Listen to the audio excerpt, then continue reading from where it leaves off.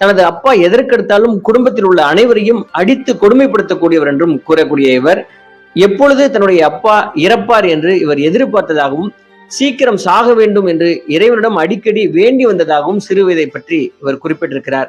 நாட்டாமை படத்தில் வந்த வில்லன் கதாபாத்திரத்தை தனது அப்பாவை மனதில் வைத்தே நடித்ததாகவும் இவர் கூறியிருக்கிறார். தனது அப்பா இறந்த அன்று பொன்னம்பலம் தனது வீட்டிற்கு அருகில் இருக்கிற பிரியாணி கடைக்கு சென்று பிரியாணி சாப்பிட்டதாகவும் கூறியிருக்கிறார். அந்த அளவிற்கு பொன்னம்பலம் தனது அப்பாவை வெறுத்திருக்கிறார். பொன்னம்பலத்தின் தந்தையார் சாகும் தருவாயில் பொன்னம்பலத்தை அழைத்து, நான் சீக்கிரம் இறந்து விடுவேன், நீதான் குடும்பத்தை பார்த்து கொள்ள வேண்டும் என்று சத்தியம் செய்ய சொல்லி கேட்டிருக்கிறார். என்னதான் அப்பா மீது கோபம் இருந்தாலும் கடைசி ஆசையாக தன்னிடம் சத்தியம் கேட்டதால் அந்த சத்தியத்தை பொன்னம்பலம் செய்து கொடுத்திருக்கிறார்.